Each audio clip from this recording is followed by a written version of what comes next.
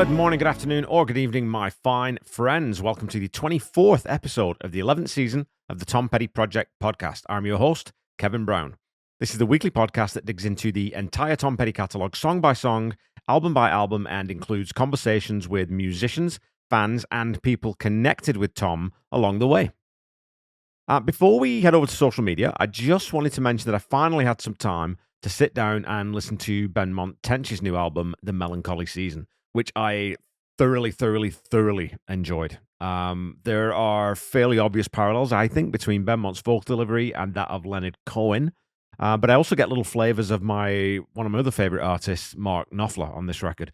It's got a similar reflective, sort of composed, still quality that Knopfler's last album, One Deep River, does. And that got me thinking, too, about how cool a collaboration would be between Benmont and Mark Knopfler.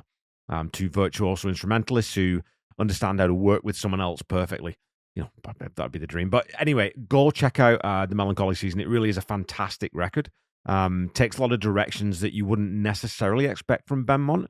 And I commented to Jeff Slate in an email that I'd sent him that even though I do get sort of some influences in there, one influence that I really don't get is Heartbreakers. Doesn't sound anything like a Heartbreakers record, which I think is really cool. When you sort of juxtapose the work that Mike's been doing with the Dirty Knobs with this album from Benmont, it sort of shows you that the Heartbreakers were as good as they were, at least in part because of the eclecticism and the different influences that each of the band members brought to the mix, as well as the sort of the common ground and the shared history that they had with, you know, rock and roll and all-time music. So I thought it was very cool. Go check out The Melancholy Season by Benmont Tench. Okay, last week's episode looked at an overlooked deep cut initially discarded from the Wildflowers sessions, Hung Up and Overdue. Over on Facebook, there were a few longer comments, which was great, and Richard Gibson left the following thoughts. Hi, Kevin. This is my favourite on She's the One and my favourite on all the rest. There are quite a few Wildflowers songs I would have been happy to lose to make way for this. This could have been a side 2 closer of the double vinyl inserted after Honeybee to make a 35 minutes, 8-song LP1, and then Don't Fade on Me to Wake Up Time as a 33 minutes, 8-track LP2. There was actually room for another song on each LP to make them both 9 songs and still fit within the 1 CD or 2 LP format back in 1994. Tom has written a beautiful song and sings so well. Carl's vocals are sublime in the chorus and call and response ending with Mike at the end. The harpsichord is very Beach Boys. I think Mike is channeling Harrison in such a beautiful melodic slide. It is so George. Pure perfection in a song. Cheers, Rich. And I don't think I commented in the episode about the Harrison-esque slide guitar in there. But, you know, going back and listening to it again, it really does have a heavy shade of George's playing on, you know, My Sweet Lord or tracks like that, doesn't it? Me and John Paulson at the end of last season discussed the idea of resequencing Wildflowers, and we both decided that we just couldn't do it. If you were adding to it, I'd probably opt for this one as well, and probably California, but maybe also Somewhere into Heaven. And see, this is why it's so hard. You could pick at least another 5 or 6 tracks from the Wildflowers sessions that argue for their inclusion because the quality was so high across the board. But Wildflowers is a perfect album as it is, which is why John and I ended up deciding against resequencing or monkeying with it. Bob Reedy responded to my comment about the 2 songs that revert to California from the Wildflowers sessions not making the final cut, saying, maybe, for someone who moved there, he certainly embraced the place and it is cool that he referenced it in his songs. I guess he was not as open to frequently referencing where he lived in his songs like Bruce Springsteen and Billy Joel did, or Bruce still does. They wrote about where they lived most of their lives and grew up. Tom wrote about Gainesville too, of course. And I know Bob's a gigantic Springsteen fan, and he makes a good point about Bruce really leaning into the Jersey themes in his music.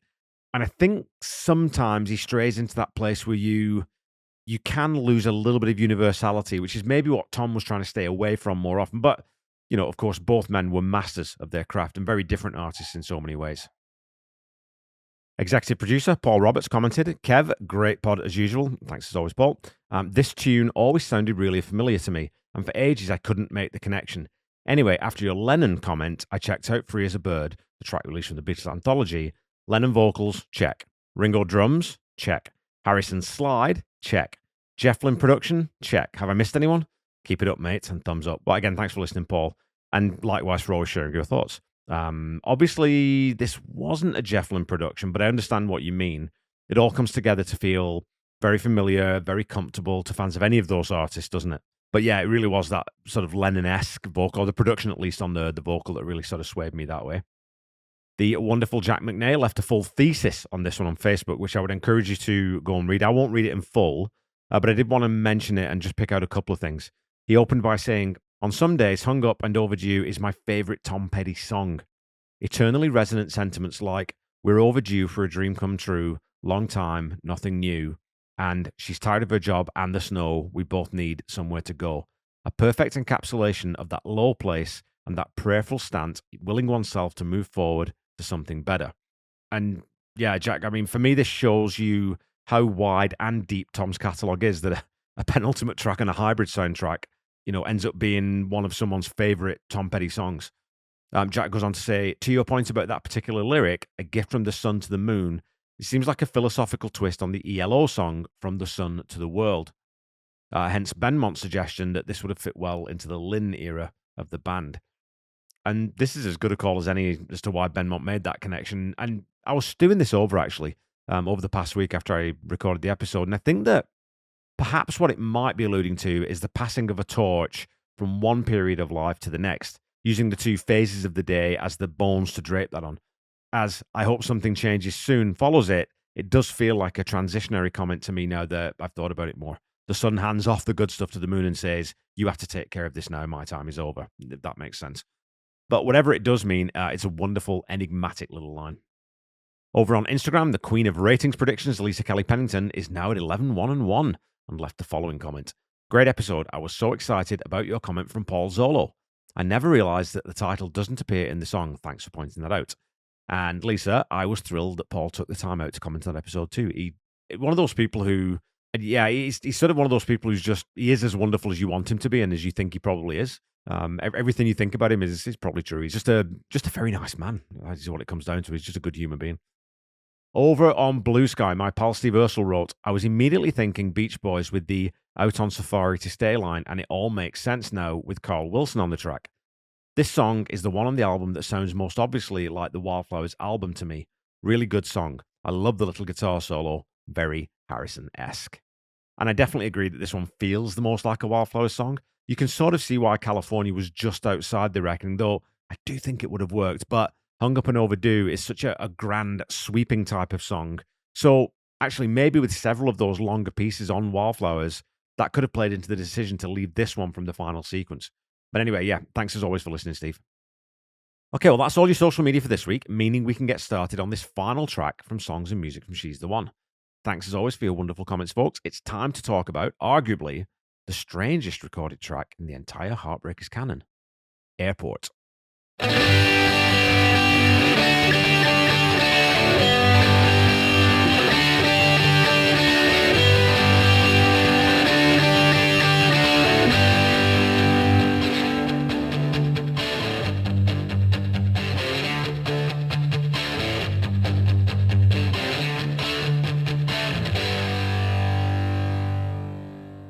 Okay, let's get into it. And let's be honest, there isn't a ton to get into here, and I don't think I can tackle this one in the usual way. So this week's episode is probably going to end up being me mainly talking about things other than this song, but don't worry, there'll be plenty of chat about the song. I figured what I might do is flip the order of this episode, though. Usually I go through any background info I have on the song, then talk about the structure, the melodic and rhythmic components, etc., and then end by offering my final thoughts. But I wanted to start with a pair of overarching observations that strike me most. Then we can talk a little bit about the composition itself. I think this song or piece it's kind of hard to call it a song, really. This piece may be completely unique in the catalogue in two different, very interesting ways. First of all, I'm pretty sure that Tom doesn't play on this. He's credited on the album with piano, but if Tom is playing piano here, it's not like he's been hiding his light under a bushel. He's been hiding a bonfire under the Muir Woods Park. I think we'd all agree that the piano in this piece is played superbly by the incomparable Benmont Tench, as is the accompanying organ. Kurt Biscara is credited with drums on all tracks, so perhaps it's him playing a couple of cymbal hits that we get, with Chris Trujillo being credited with percussion and almost certainly playing the congas. The only person specifically credited with playing bass is Howie Epstein, so if this is indeed Howie playing this part, and I suspect that it probably is, there's nothing for Tom to do on this piece other than write it. Which brings me to my second point. Obviously, Tom could have asked, how about a jazz bar rag thing under this scene? And Ed Burns could have replied, yeah, let's hear it. Tom again, hey, Benmont, follow these chords and just vamp. And Howie just walked that bass underneath it. So, if that was the case, it would have only probably taken a handful of takes to really get, the sort of loose, improvised sounding piece of music that we end up with. Which leads me to this second point. If Tom didn't play on it and possibly didn't make suggestions on what Benmont improvised, I'll admit to being slightly surprised that he's credited as the sole songwriter on this one. Given the melodic contributions that would almost certainly have come spontaneously from the mind and fingers of Benmont, it's really curious to me that he isn't at least co-credited on this one on the album. Now, perhaps it was thought that, given this is a soundtrack and Tom was the composer for the rest of the score, that it was easier to just leave that alone. And I very much doubt that Benmont would have been greatly concerned about the financial potential of a 58-second instrumental piece tacked onto the end of a soundtrack album that wouldn't have been anticipated as a hit, really. Now, of course, this track was never played live, and there's nothing in Paul Zollo's excellent conversations with Tom Petty about it, so we just have to consider this for what it is, a short piece written specifically for a specific scene in a movie. The scene in question is really early on, as Mickey is dropping off Hope at the airport. She asks him how much it would cost for him to drive her down to New Orleans in his cab from New York, rather than taking her flight, and he says around $78,000. Now, spoiler alert, they come back from New Orleans married. The scene before this, though, shows the two driving through New York to the airport, and there's another piece of music being played in the background. It's another instrumental piece, piano heavy, in a very similar vein to this one. So I've snipped that here, and I've taken out the dialogue as best I can. You still lose the music in a couple of spots, just because, even with AI, the artifacting when you take out vocals or you take out lyrics or spoken word can sometimes just leave like weird little spots in the music. But it gives you an idea of the other piece of music that sort of precedes and sort of is married to Airport.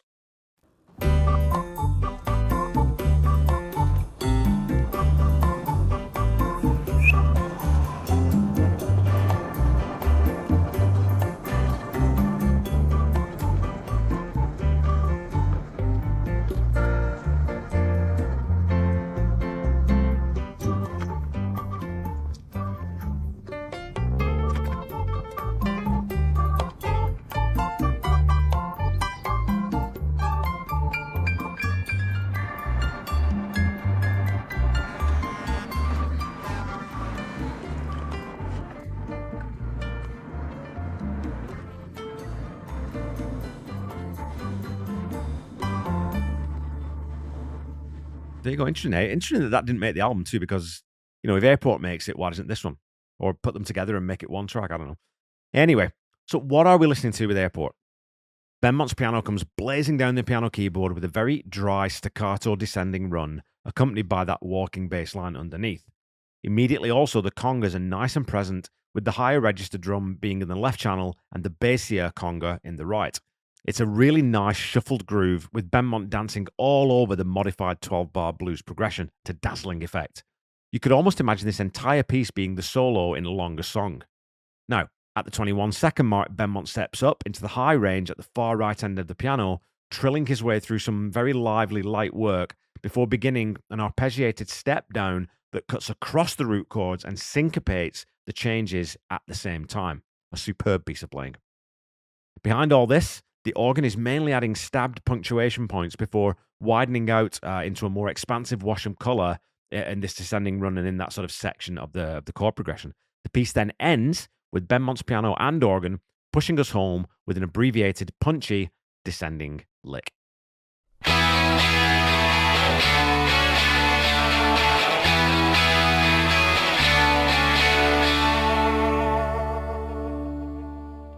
All right, folks, it's time for some petty trivia.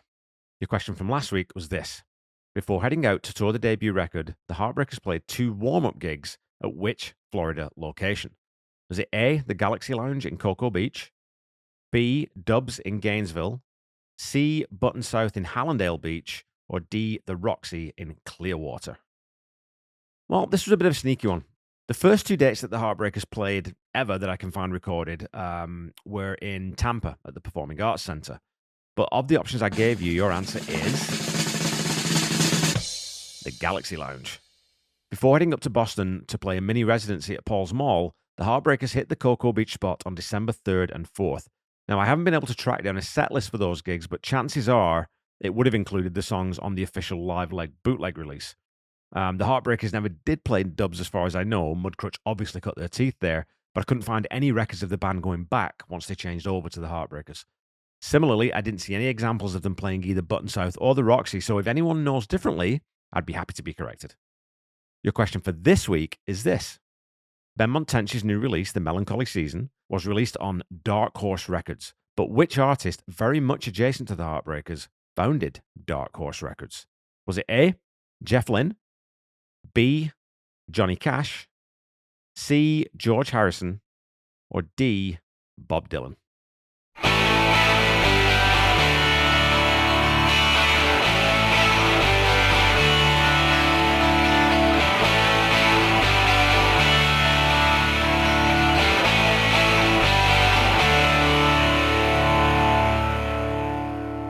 Okay, back to the song.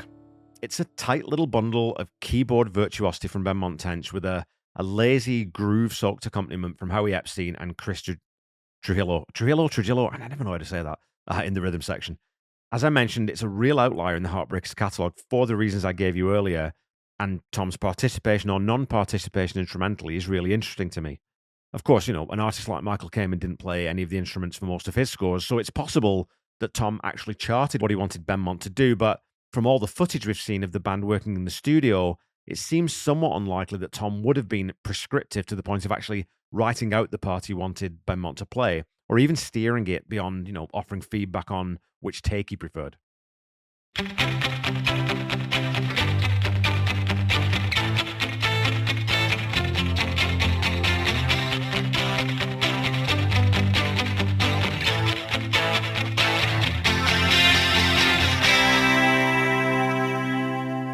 Okay, Pettyheads, that's it for this week. I highly doubt whether this one would make anyone's top 50 list of favourite Tom Petty and the Heartbreakers tracks, but I think it's great that it ended up on the record, even if just to remind people that the ever-steady, dependable Benmont Tench can shred with the best of them if the need arises. It's a highly polished, technically proficient, swinging little bit of ragtime jazz that closes out the album in a very unexpected way. So I'm going to give this one a 6 out of 10 because I really, really, really like Benmont's playing on it.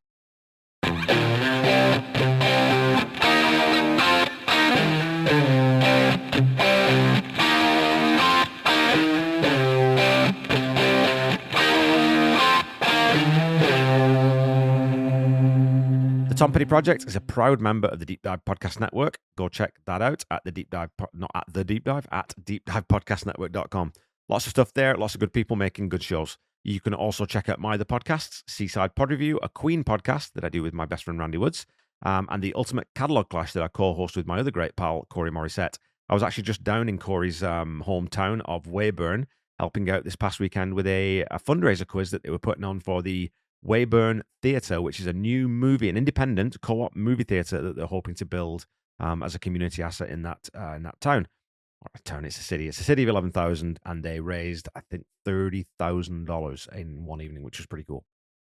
Don't forget to follow me on Facebook, Instagram, Threads, and YouTube at The Tom Petty Project, and on Blue Sky at Tom Petty Project. Go follow, like, subscribe as applicable, and again, please leave a review or a rating if you haven't done that already.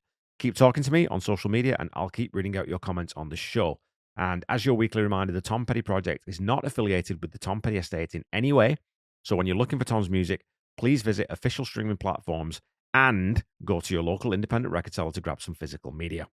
If you're looking for official merchandise, go to store.tompetty.com. And if you're looking for merchandise for this show, go to store.tompettyproject.com.